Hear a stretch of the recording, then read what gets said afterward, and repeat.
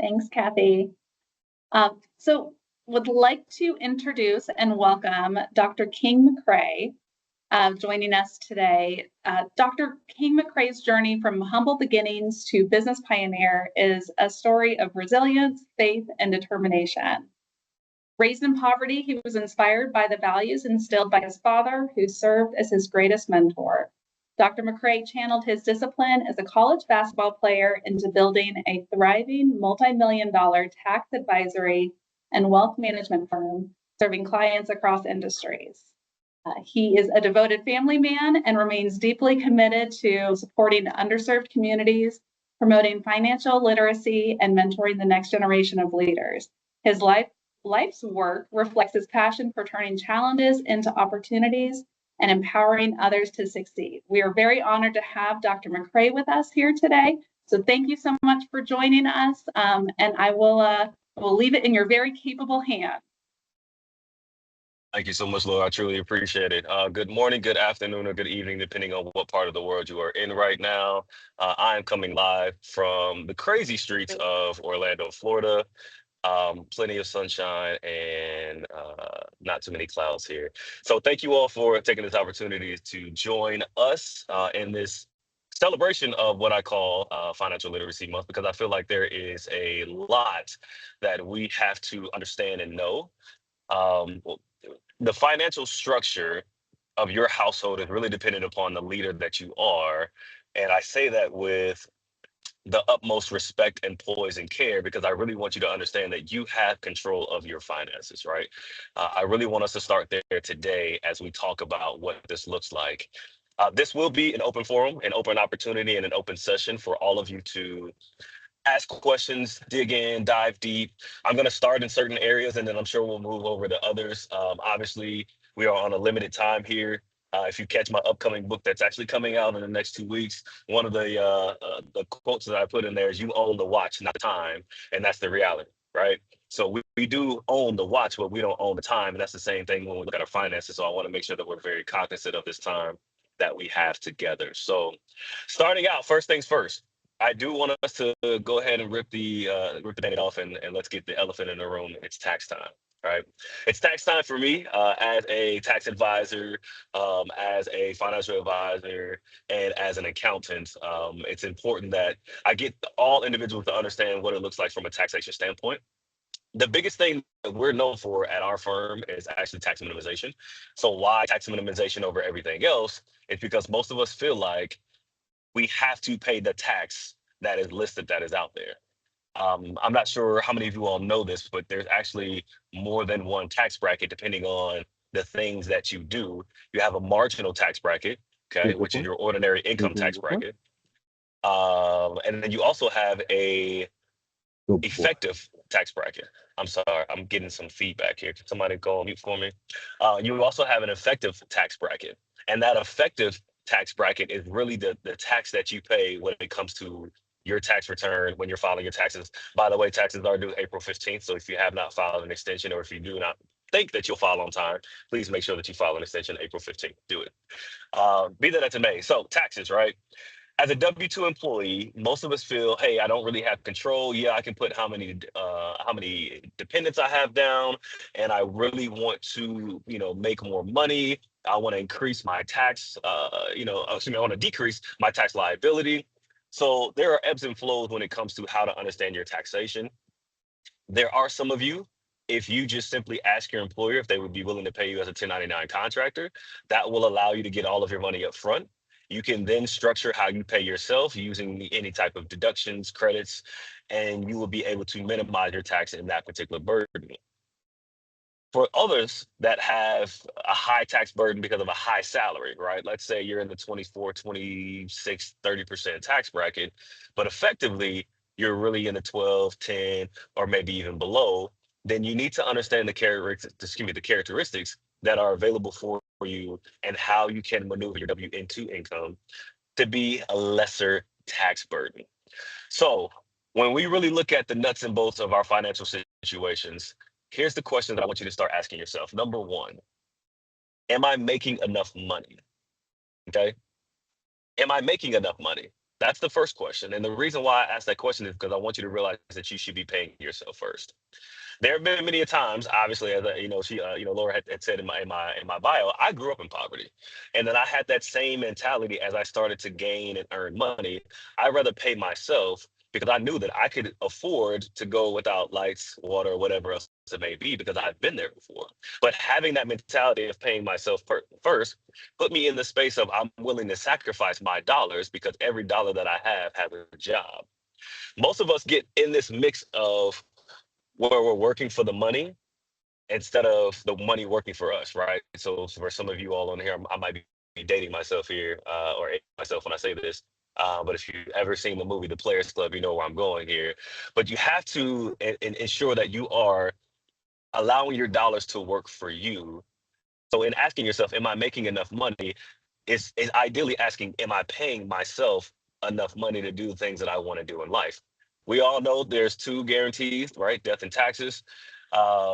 Sometimes we could put a third in there and call it heartbreak or love. So it just really depends on where you are. But in your financial structure, in your financial household, if you're structuring things out by listing these few accounts that I'm about to go through to make sure that you have these, then you will quite naturally be able to put your dollars in these buckets to make sure that you are in a financial sound position. So I don't do a lot of slides. I don't do a lot of visuals because I really want people to hear this information and start taking notes on it and jot it down. So I'm going to tell you the type of accounts that you should have in order to be financially successful. If you don't have these accounts, it's okay, but these are accounts that you should have in order to grow to the next level with your finances. Number one, everyone should have, of course, a checking account. Okay. That's going to be your day to day flow. That's going to be the ins and outs. But I'll teach you a couple things about why I don't use my checking account here shortly. But first and foremost, a checking account. Everybody should have that. Normal checking account. Number two, you should have a savings account, albeit not the normal savings account.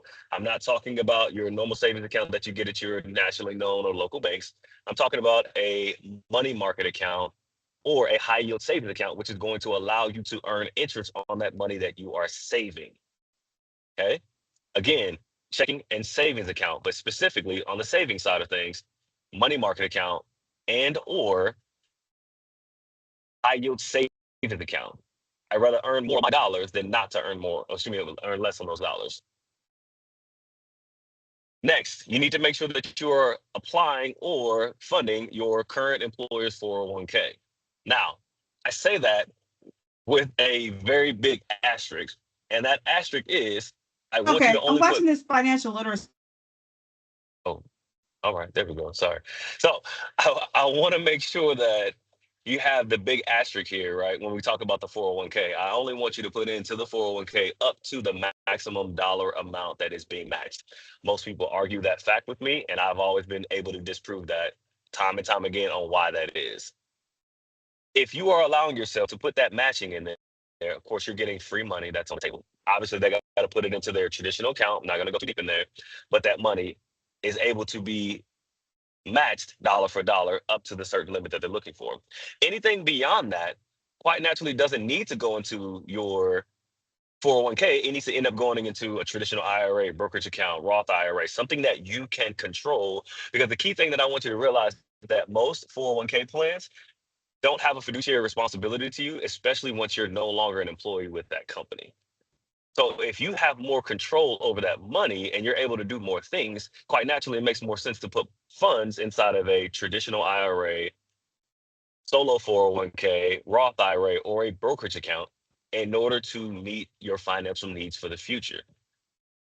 Now, depending on where you are in life, right? So you could be just starting out with an organization, you could be 5 years or less from retirement, or you could be right in the middle. Depending on where you are in life, it's really going to depend on which account you should put it in as far as in your 401k. You should have two options, a traditional 401k and a Roth 401k.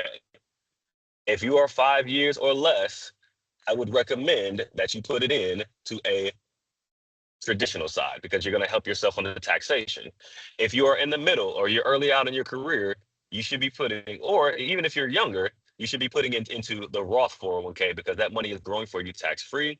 You'll be able to pull those funds out in a tax free manner and be able to put yourself in better position for the future. Because most people think tax rates are going to be lower when they get into their retirement years. I'm here to tell you now, stop that. Okay. If you see the trends, you can actually see where tax rates are going. Tax rates are only increasing as we age older. Okay. Taxes are only increasing as we get older. So I want to make sure that we understand the taxation that we have today is not going to be the same taxation that we're going to have in our retirement years, but we're also not going to have those deductions. We're also not going to have those credits. We're also not going to have those children or that house or that mortgage interest or those student loan interest anymore that's giving us some leeway on taxation.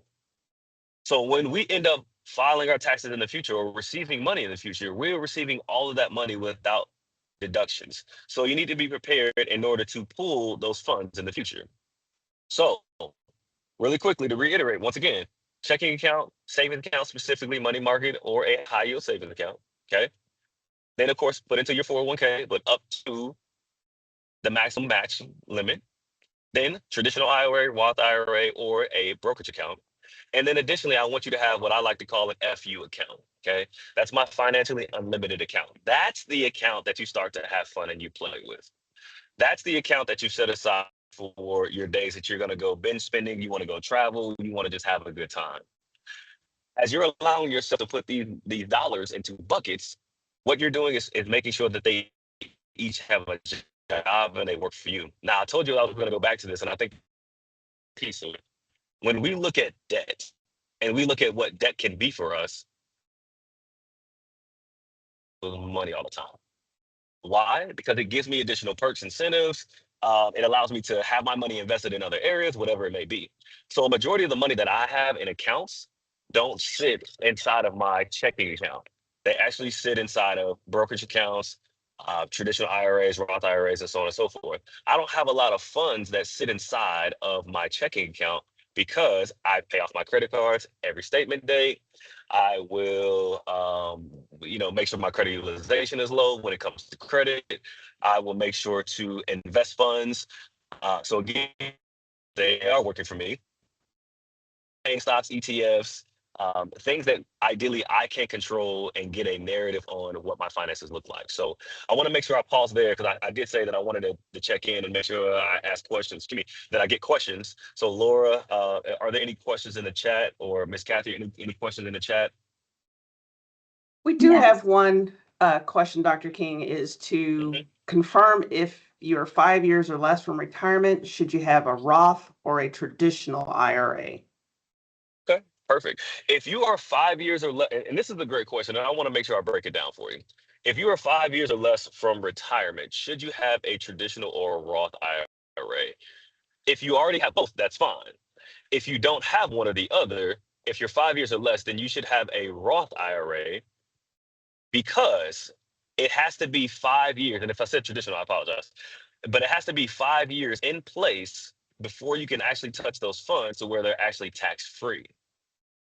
Furthermore, there's an age restriction where you have to be age 59 and a half or older in order to pull those funds where they're tax free. So what I found and what I see in many situations is people get out of, get into retirement. They're like, oh, hey, I got a Roth, right? I'm going to pull my funds, or somebody told them to move money over to a Roth. I'm going to pull my funds, but they don't meet either one of two requirements. A, they're not age 59 and a half or older in order for it to be tax free, or B, they're in a situation where they didn't have that account for 5 years. And that 5 year threshold is a real 5 year threshold. So if you ever were to pull funds before that time frame, you will get hit with a penalty that you do not want to be placed with. So very good question. I have my hand raised. I had a question. Oh, yes, please.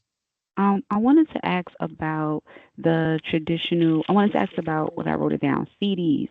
When you had said before money market and high yields, are CDs good? And what about whole life insurance policies where we could use that money later on? How do you feel about that? Great question. Great question. I actually love this question. I hate CDs. Let's throw it out there. Okay. I love ripping off band-aids. Let me tell you why. Excuse me. The reason I hate CDs is because you're putting money into an account that is going to lock it up. If you need that money for emergency purposes, you therefore have to pay a fee to get it out. Okay. You can find better interest inside of a high yield savings account or money market account, and it allows you to get the money without question, without issues. So is there a place for CDs? Yes, it is. Is it for most of us as financial citizens? No, it's not, because CDs only have a place if you're specifically saying, hey, I want to go out and purchase, I don't know, a TV, or go out and purchase a car, but I want a little bit more money with it. Then okay, I'm gonna put it in the CD for 6 months, a year, whatever it may be, and then take it out and then go purchase the car, right? But in that time frame, what if your water heater breaks down and you don't have a savings account? What if your tires go out and you need new tires? Well, if you don't have a savings account, the first thing you're going to do is go run to that CD and you're going to cash it in, right? You're going to pay a fee for it, and then that's going to put you back in a bad situation. So for most of us, I do not recommend a CD. It's really unnecessary when you can go find a high yield savings account or money market account, which will allow you higher interest and easier access to your money without having a penalty. Then to get to your second point or your second question, whole life insurance. I believe whole life insurance should be had by all of us. Now, I'm not a fan of Dave Ramsey. I'm not a fan of Susie Orman. I've been very vocal about this. If any of you have looked me up online, you probably see over 30,000 people call me to find out your doctor. They call me that for a reason. Uh, I believe some of the old thinking methods of those individuals doesn't sit well in today's economy and in today's state of mind. So is a whole life insurance best? Yes, it is. But do you need 50, 60, 100,000, 200,000, $400,000 of whole life insurance? No, you do not. You need ideally just the average cost of what it's going to be to bury you should you want to be buried. Some people go ahead and pay for their plots and things of that nature up front, so they don't need it. Whole life insurance has a place. Yes, again, burial policy ideally is what it is. Get 30, $40,000 or whatever the cost. We don't need to be in go in case caskets. We're not Aretha Franklin. That's not the lifestyle we need to have. Ideally, a whole life insurance really just needs to be 20 to maybe $50,000 to cover your burial needs. I really prefer term insurance or an index universal life policy.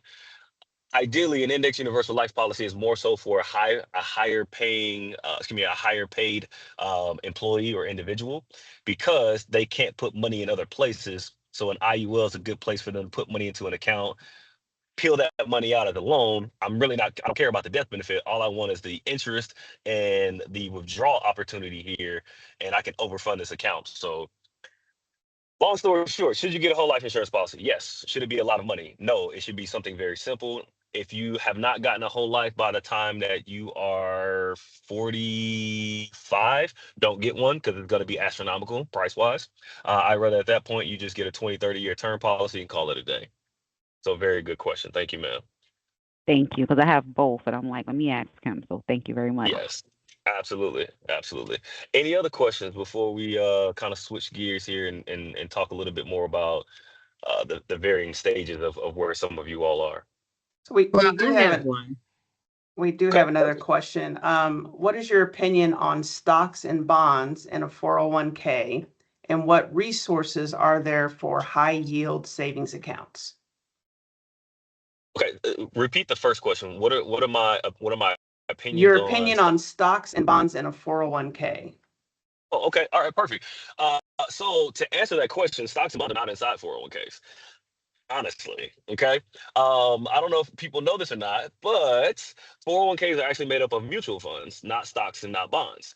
So the mutual fund that you are inside of has the stocks, bonds, and ETFs inside of it. But every 401k plan or provider has a mutual fund, and that's why I say you can't control your money inside of a 401k. All they do is give you options. They say, hey, here's an option. This is an option of this mutual fund, this 2050 plan. It's going to have all these different things in there. Well, what if you don't, there's a system that we use as financial advisors to make sure that you're investing in something that you believe in, right? If my mutual fund has a tobacco stock in there, but I don't like tobacco because family members of mine got lung cancer, that's going against my risk tolerance and what I believe in, right? But I have no control over that because I'm in this mutual fund. So that's why I say only put up to the maximum amount of matching and then move on from there. It's very, very rare that you're going to find that a 401k plan will allow you to have stocks and bonds or ETFs inside of a 401k unless it is a solo 401k and you are the owner of that plan. or a SEP IRA or something of that nature, right? And those are with specific companies. But I'm going to get to the other part of the question, which is, oh, I just lost it. It was there with me. What was the second part? Second part is, what type of resources are Yes, there resources to on the get high high yield savings yield? account. Yes, perfect. All right. So let me answer that question first, and then I want to go back to the stocks. So high yield savings account, what resources are out there? Ideally, I like to use Bankrate, bankrate.com. You can go on there and you can find all the rates that are available for high yield savings accounts. They'll tell you the money market accounts that are out there as well, and it'll list out, hey, here's the top account that you can get right now. It'll tell you what's available as of March 2025 or April 2025. So if you were on Bankrate or on Google, just Google top high yield savings account April 2025, and it'll tell you what the rates are today. And that's where you can go kind of do your due diligence and then see if that's a bank that you want to bank with. Um, but let's talk about the economy of stocks and bonds right now. The state of the economy. Most people don't know this, again, and I'm just kind of giving you some information here, right? We've been in a recession for the last 4 months. Normally, you have to be in a recession for 6 to 8 months before they even classify that and say that you're actually in one, but they're not going to say it, right? But as an economist and financial advisor, as an analyst, I can already tell you, right? The economy is in a recession. Can we get out of this swing? Depends on what happens, but I'm not going to get political. It just depends on what happens, right? In the first 100 days that happens here. But I want you to be very, very cautious about how you move in the market right now. I'm going to go by age band, so please, follow me here. If you are 45 and under, 40, I'll say 40 and under, don't make any moves in the market. Okay. You got plenty of time to go. I don't need you to make any brash moves. I don't need you to make any sales. I don't need you to get out of your positions, anything of that nature. Stay where you are. Okay. If you are 40 to 55, okay, we need to start doing some rebalancing.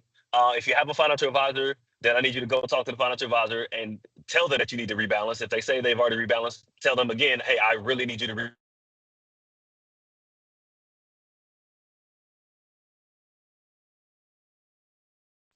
I'm keeping it real with you. Okay? We do this all the time. If you are 55 and older, I need you to really start thinking about preservation of capital. Okay. Preserving the capital that you have today for your future. That is the reality. And I'm telling you right now, because there is going to be a huge swing for those that are 55 and older. And if you take a dip now, you will not be able to make this back up. Because most people thought back in 2008, oh, hey, the market dipped. Or most people thought when COVID first happened, oh, the market dipped. It took a while for people to really claw that back. They were like, oh, it came back the next year. No, it didn't. Because if you lose 10% in the market like it is right now, right? My portfolio is down 10%, and I'm a financial advisor. Mine's still down. My portfolio is down 10%. I need to make 20 to get back whole, just to get back even. So really, I need to make 30 to be in a positive. You see what I'm saying? So I want you all to understand, the climate of this economy and the market right now.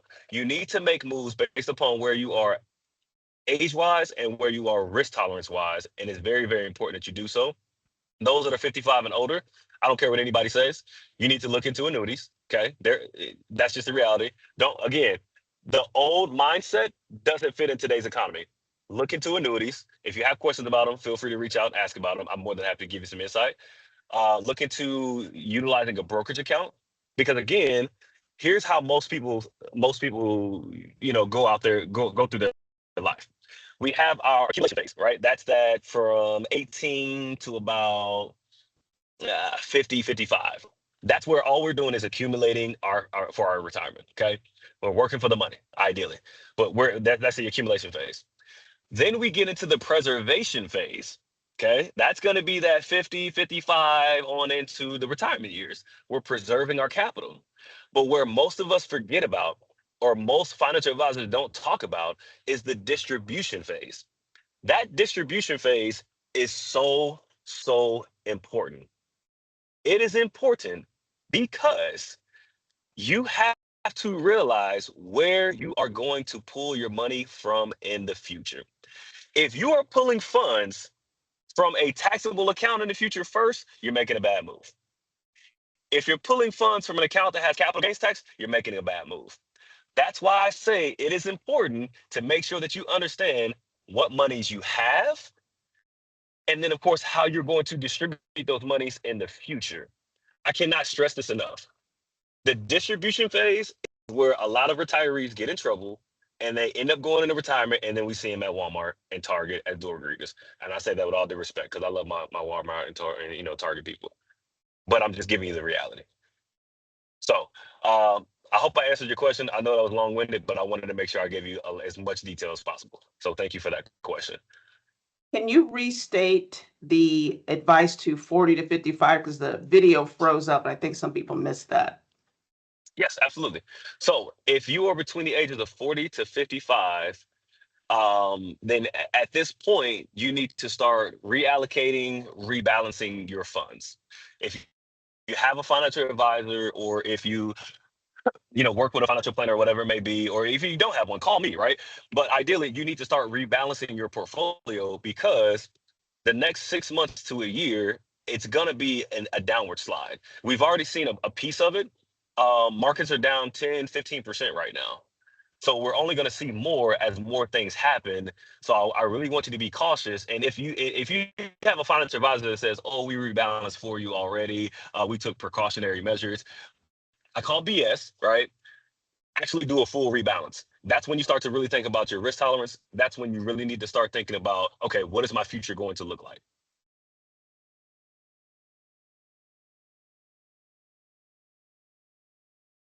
Okay.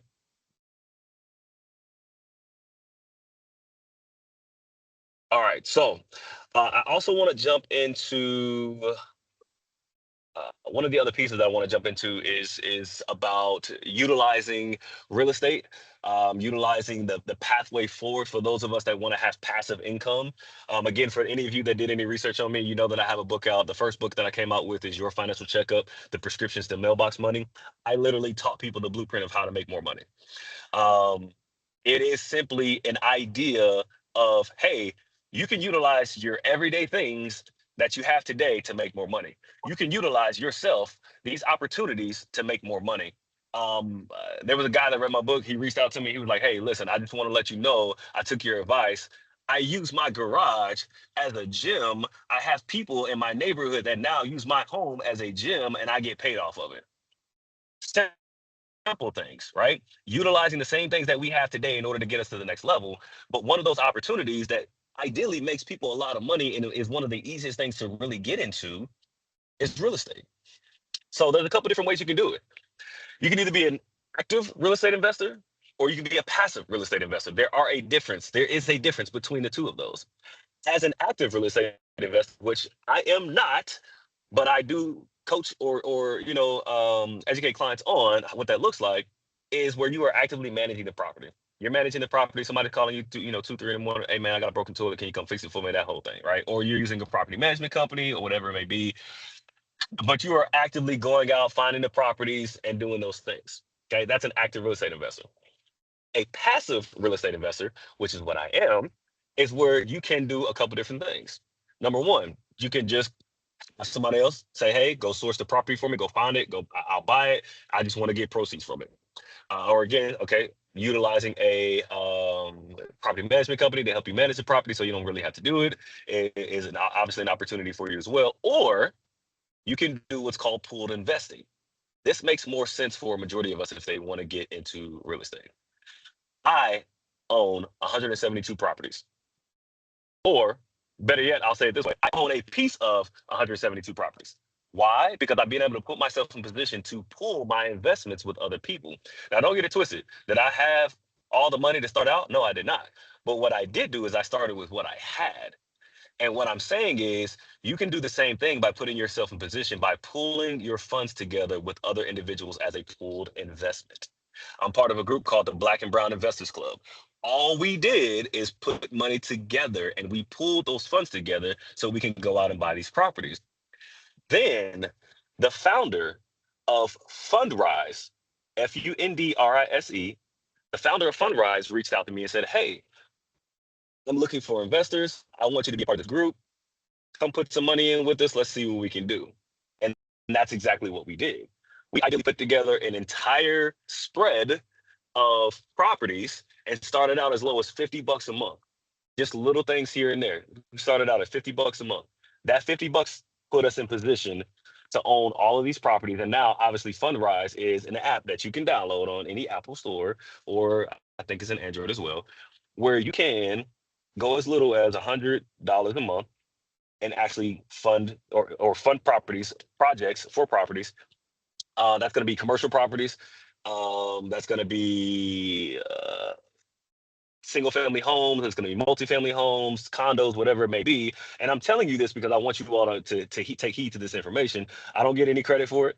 I'm not an actual investor. I'm not an owner of Fundrise. I'm not getting a commission. I'm just giving you insight on what you can do to make yourself more money. Now, if you want to share the information and you want to get commission and things like that, they do have like referral links that you can give to people. You can do that on your own. But me, I'm all about just, presenting the education so that but you too can be in these same projects.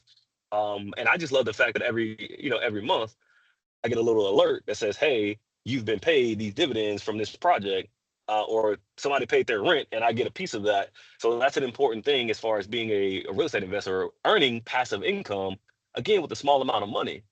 And then I also implore you all to obviously look into cryptocurrency because it is going to be the wave of the future. Now, am I saying, sell your house and throw all of that into Bitcoin? Absolutely not, right? That would be completely insane. But I had a client that did that. But what I am saying is that be smart about how we do what's called dollar cost averaging, right? Dollar cost averaging, DCA. With dollar cost averaging, you can take the same amount of money on a consistent basis and put that into an account for cryptocurrency or whatever it may be. Like, for instance, I'll give you a prime example. I always use myself as the example.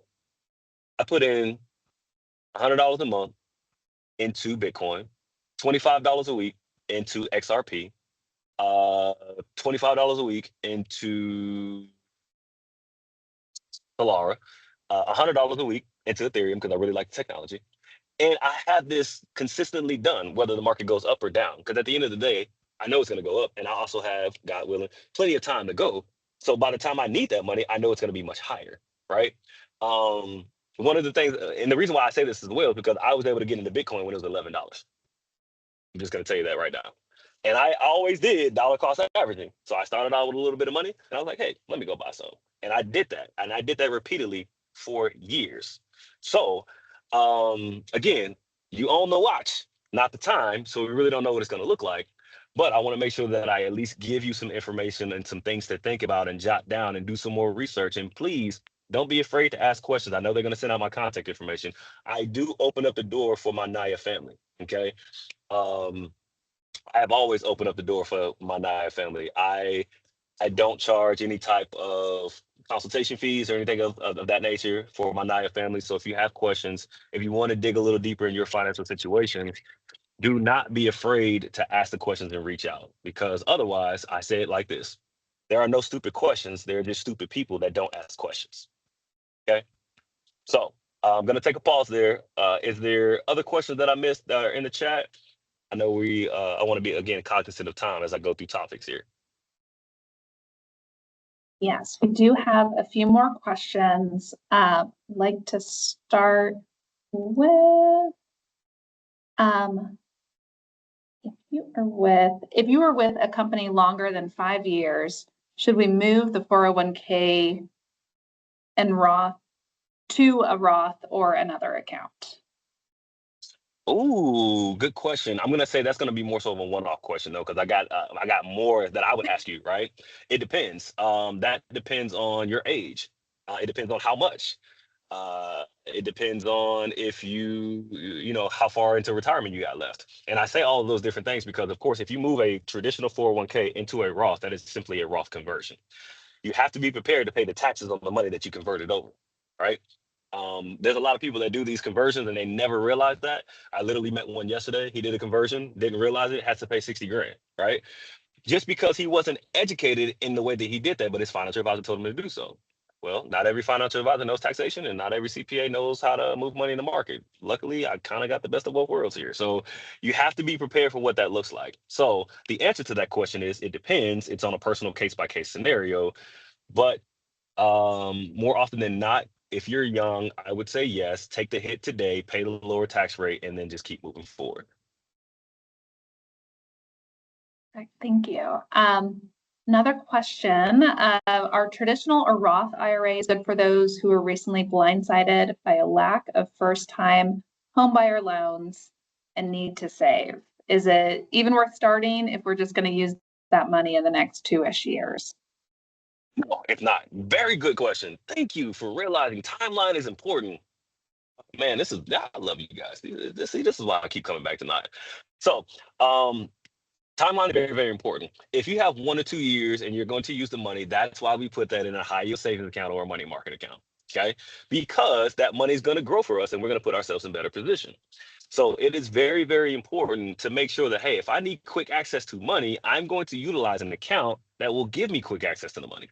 Putting it into a traditional IRA, you're going to get hit with early penalties plus taxation. Putting it into a Roth IRA, you're going to get hit with early penalties. Maybe put it into a brokerage account so you can at least make some money on that. And then depending on where the market is when it falls, right, you could maybe not have any taxes, but then you'll be at a loss. You only have capital gains.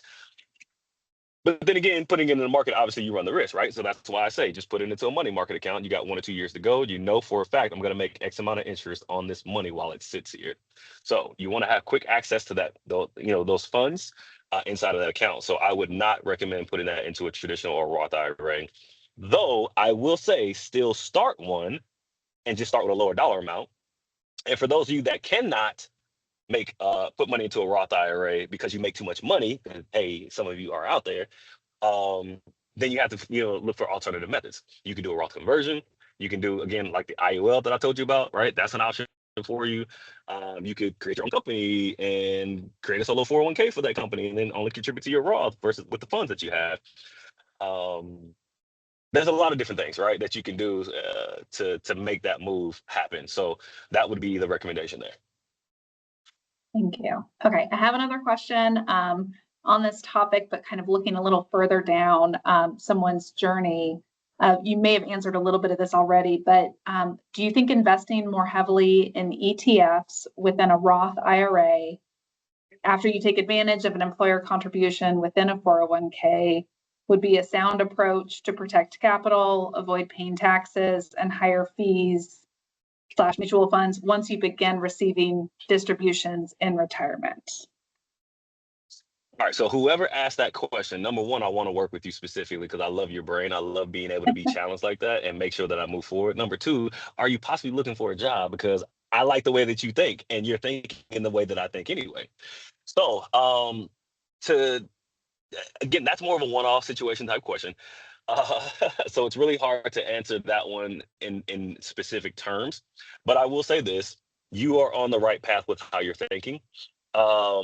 If you can invest in anything, let's say you don't have enough money. By the way, what you could, right? Let's say if you don't have enough money to buy the full stock of something, you can get what's called a fractional share. You can, use that with Schwab. I think Schwab called it Schwab slices. Of course, you can use like Robinhood, buy fractional share, Stash. What's the other one? The coin one, Acorns. You can use those to buy fractional shares of a stock to still buy it. But I ideally would say your best opportunity and best avenue is to utilize an ETF because it's low cost. It's being managed by a fund manager, and it is also going to have or be comprised of a multitude of stocks all in it. Okay. You still want to do your research. You still want to do your due diligence. Look at the prospectus. Obviously, I'm going to say this because I'm a financial advisor, so I got to say it right. Past performance is not indicative of future results. Ideally, all that's saying is just because you made that in the past don't mean you're gonna make it in the future. So, but ETFs are ideally the best avenue to go for a lot of people, unless you are just very specific on the type of stocks that you want to be in. I know people that just only want dividend paying stocks, and that's all that they do. So it just really, really depends on your own comfort level, risk tolerance, age. But that's why I like to have deeper conversations with people because I really like to deep dive into it. Um, One of the things I want to talk about before we get off here today is estate planning, thinking about the future, thinking about yourself. Some of you have bad accountability partners, aka spouses, right? And again, I'm just ripping the band-aid off here. But we really don't know what the future is going to look like. I am a sound mind that, hey, you should, walk into this thing with you should leave this thing with what you walked into it with. But again, everybody's different. But I help people just understand those financial hurdles and what that looks like. I'm gonna tell you a really quick story. I met a guy at the VA. I have a contract with the VA, so I'll go out and talk and do all these things with them. This guy that I met at the time, he position. He made a lot of money, had a lot of money in the market, and he was going through a divorce. Then he got remarried. But let me tell you something that he did not do. He did not update his beneficiary. So when he passed away, who do y'all think the money went to? His former spouse or his current spouse?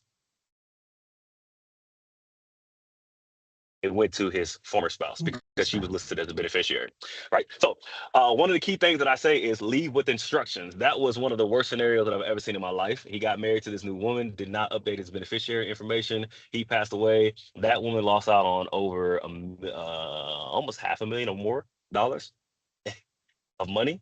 So leave with instructions. Okay, leave with instructions. That points me in the direction of estate planning, last will and testament, advanced directives. All of those things are important. All of those things we can't help you with at a fraction of the cost because you got to go out and get it from an estate planning attorney. I'm telling you right now, they're going to rape you over the coast. But it's important to have that, right? Put your homes inside of these trusts the proper way. Make sure that you are, if you're going to leave your kids any money, okay, put the life insurance policy, the beneficiary should not be your kids. The beneficiary should be the trust because the trust is going to give instructions because, hey, my kids, right, they get money at 18.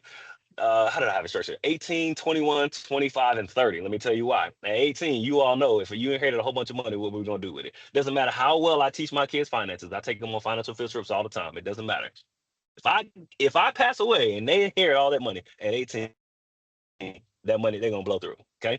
So I give them money at 18, I give them money at 21. We know we might get a little bit better at 21, but that's a year, so we're probably gonna blow through it again, right? 25, I might be out of school, I might have my stuff together, right? But by 30, right, you could be at the point of, hey, I got a family, I'm much more sound mind, so that's when they get the bulk of their money. Leaving with instructions is one of the best things that I can give you. And if you leave with anything today that I said, leave with instructions, right? Leave with instructions, very, very clear instructions, who you want to have what. And that's how we can avoid our people, okay, from having fights.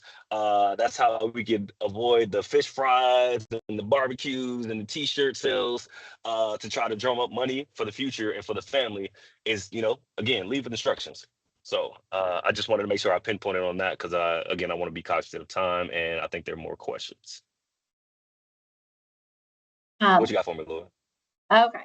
Along that same lines, if looking for a financial advisor / planner, where should I start? Do you have a preference of financial planning firms versus independent advisors?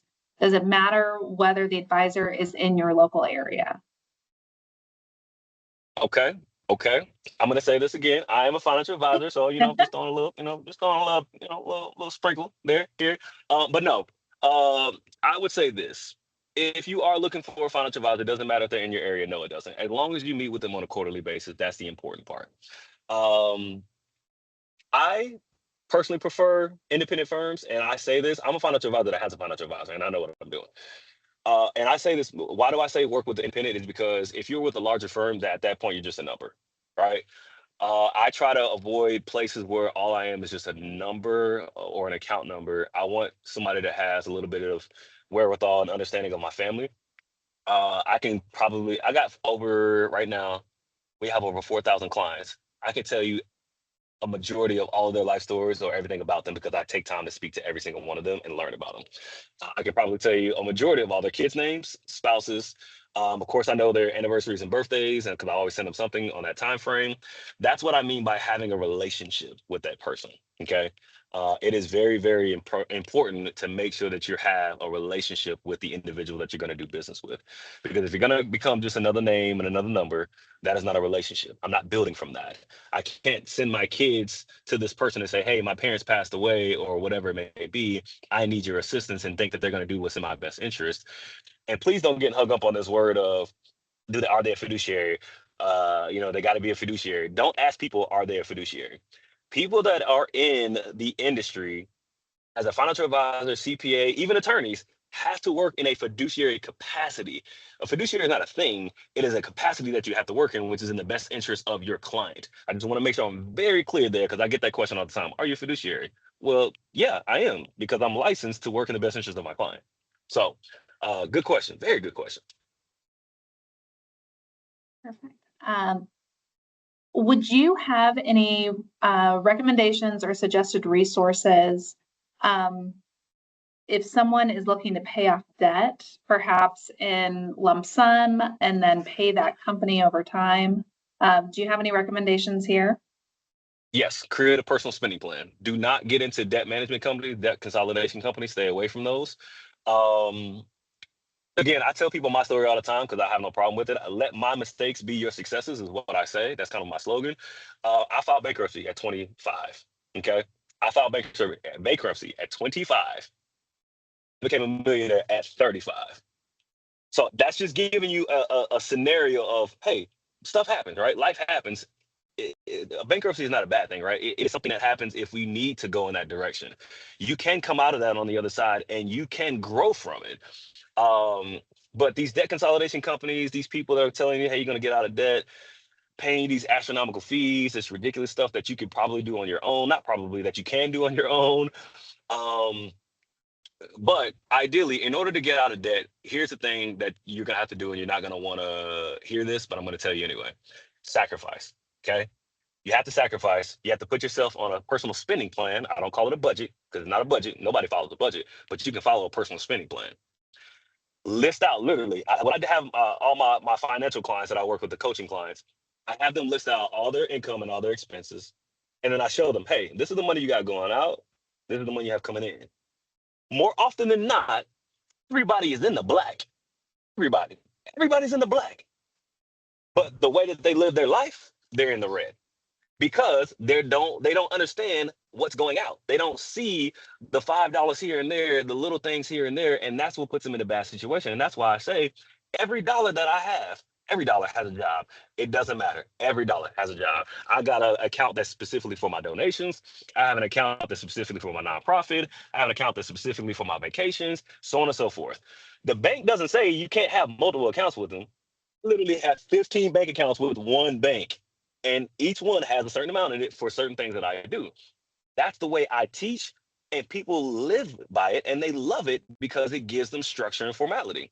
The other reason, 98% of the people that have an accountability partner succeed financially because they have somebody that they're truly working on. Remember when I said you all have bad accountability partners? For most of us, and I mean, I tell my wife this all the time, but for most of us, the spouse is the worst accountability partner you can have because they're spending the same money that you are. Nobody's really in that same direction, right? They don't have that same mindset. So having a different accountability partner is best, but having somebody that's going to hold your feet to the fire and make sure that you follow the things that you say that you're going to do. So great question. Y'all got these things rolling in now. I can see them because I stopped. I see this chat going off. See, I love it. See, y'all get to a point, y'all like, wait a minute, I got more. I got more. See, it just takes a little time for y'all to warm up to me. It's okay. I love y'all too. Keep them coming. We got time. I think one of the biggest questions, Dr. King, is it too late to start? What do you tell someone who's 40 or older, who's never invested? They might have a 401k with the job, but they don't really have investments. They don't have that 6 months of savings everybody's supposed to have for emergencies. What do they do? Mhm. So, is it too late to start? It's never too late to start. It is never too late to start, but because we always know that there's going to be an end point, right? That's the reality. We know that there's going to be an ending, right? But we have to get started. And again, even if you got to start with something small, $50, $20, whatever it may be, start somewhere because that 50 can turn into 100. That 100 can turn into 1,000. That 1,000 can turn into 5,000, and so on and so forth. But if you don't start, and if you keep putting it off, the same things that you did the beginning 40 years or beginning 50 years, you're gonna put yourself in that same mindset, right? Um, in the book that I have coming out, it's part of the Your Financial Checkup series, but it's called The Conscious Dollars Mindset to Living Financially Free. A majority of all people are financially obese. And I categorize that from the financial psyche, right? The behavioral patterns of people. I have studied the behavioral patterns. That's what, my PhD is in finance, but I also have another one in business. But I did my thesis and my dissertation off of the spending habits of people. And when you look at somebody that is obese, they're obese because it is a disease. It is something that they have. I see food, so I eat it. I'm emotional, so I eat it, so on and so forth. It's the exact same concept and psyche when it comes to our money. Window shoppers, right? We turn ourselves from window shoppers into, oh, I got to have it just because I got it. Or I see money in my account, so therefore I'm going to spend it. Well, if you didn't see the money in the account, you wouldn't have spent it because it was actually where it was supposed to be, right? So being financially obese is the thing. So now you got to cut that fat out your life, right? You actually got to do some work. You got to work out, okay? You got to get on that. I'll just use Laura for example, right? I tell people here, you're on your own financial plan. You got to get on that Laura financial workout plan and make sure that you're putting yourself in position to do the things that you need to do. So should you start? Yes. When should you have started? Yesterday. Start today. But I mean, I can tell you right now, somebody probably sitting here right now listening to me has already started to open up their account, and I applaud you for that. I commend you on that. If you didn't have an account before you ended this call, you're gonna have one open because you're ready to get moving. That's the reality. Let's get moving. Great question.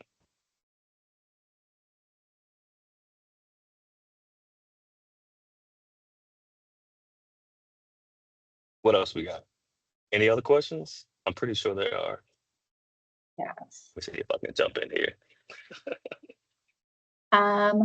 Okay. Some questions around wanting to prepare trusts for children. Mhm. Are there any specific trusts or any specific instruction kind of to protect those children should they marry and divorce? What is that kind of potential impact? Absolutely. Yes. That's why we're leaving with instructions. So that trust, right? You can have all of those instructions listed inside that trust. You can say, I specifically want it for the benefit of my child and not their spouse, right? Or you could say, like for instance, with kids, or like one of the things I have in there is you can't have a drug addiction. You can't be addicted to alcohol or have any alcoholism. You can't be addicted to gambling or be gambling. All of those things are factored into how they receive the funds. Um, so you can protect it from the spouse. You can make sure that the money only goes to the kids, whether it's per surface. So you have all of those options available to you in building out that trust, right? I don't want to get too long-winded on that one, but they are available to protect the kids in the event of a bad spouse or whatever it may be. And you can specifically have it put in the spouse's name. I mean, the child's name. When you pass, you have a multitude of options there. I think I saw one of the questions as I was just scrolling through really quickly, and I wanted to pinpoint this one that asked me about what kind of financial filters do I take my kids on. And for those of us that have kids that want to entertain and get them to understand, uh, one of the biggest things that I do is every week I take them to the store. It doesn't matter what store, I just take them to a store and I give them a set amount of money and I allow them to go out and purchase something. Now, I got two 16-year-olds, a 9-year-old, and a 3-year-old. So things are a little bit different, right? As they grow older, they understand a lot more. But I still take my older kids out on a financial field trip. They just spend money. They don't care. But for my 9-year-old, that's the one that's really at that stage now where he's starting to really understand. Like for instance, I took him to the movies. He went and he said, "Okay, hey," I gave him $10. I was like, "Hey, go buy the snack that you want." He was like, "Okay." He literally bought every snack up to the $10 mark. He was like, "Hey, but I had $10." I said, "But what did you forget?" And he waited. He paused for a second and thought about it. He was like, "Oh, sales tax." I said, "Exactly. Well, what's the sales tax here in Florida?" He repeated it and he was like, "Okay." He said, "So I got to back up." I said, "Exactly." So he was mindful of putting something back and to understand the different taxations and the different amounts of money as we go through. So those are the type of financial field trips that I do, and I take my kids out on because it's important for them to understand what that looks like and how to incorporate money. And really quickly, for those of us that have kids that are working, young kids that are working, like 15, 16, or getting even in the early 20-year-olds. When they first started working, all my kids, when they first started working, I take a percentage of all of their paychecks myself, and I put that money into a Roth IRA from them without question. And I told them that as soon as you get a job, the only thing that you're gonna do is put X amount of dollars into this account. That's your that was my what's the that was not my that was the what's not negotiation. What am I trying to say? Um, Stipulation. That was a stipulation for them having a job, right? Hey, if you're gonna get a job, I don't have a problem with it, right? Go out there and make money. Go out there and see what the world is like. But a percentage of that money has to go into an account. They don't argue about it now. It's literally out of sight, out of mind. And they started to put more money in there now because they started to see how that money grows. Now, what they don't know is I'm also matching the amount of money, but I'm just doing it in a different account. So every dollar that they put in, I'm putting in the same amount of money just because I want them to have a brighter future. And once they get to a certain age, all I'm going to do is give it to them and say, hey, here's for doing what you were supposed to do. Here's for, listening to daddy, whatever it is, go buy your car or whatever, because I just want them to be able to have those types of things in the future, but I want them to have the mindset, right? That's the most important part. So I think we got time for maybe one or two more questions. So I definitely want to get to them. So if you got them, let's see. Maybe as we close, and thank you so much for your time today, and thank you everyone for attending and all of the wonderful questions. But King, if you could share maybe a little bit about the services that you and your company offer, and then if folks want to continue this conversation with you, how can they best reach you? Absolutely. So we do a little bit of everything, to be honest with you. I have CPAs, enrolled agents, attorneys, all on staff. I do everything from your basic bookkeeping, tax preparation, all the way up to fractional CFO. On our wealth management side, we do everything from creating brokerage accounts for you, opening up your Roth IRAs, traditional IRAs, helping you manage those funds, being able to assist you on the estate planning side. We have the estate planning attorneys on staff as well. So we create the estate plans for you, the trust, the living will, advanced directives, the whole 9 yards. And then I also do just simple consulting. So if you want to, get some consulting work, want to understand your financial situation, if you just have basic questions and need some coaching, we do consulting as well. I handle all of those tasks specifically for people that are coming in from NAAIA. Let's see. I do a lot. How to get in contact with me. So you can find me on LinkedIn at Dr. King McCray. You can find me on Instagram at _financial doctor. You can see my foundation. If you want to donate to the foundation, I would love it. I appreciate it. You can go to envisionwealth.org. That's ENVISION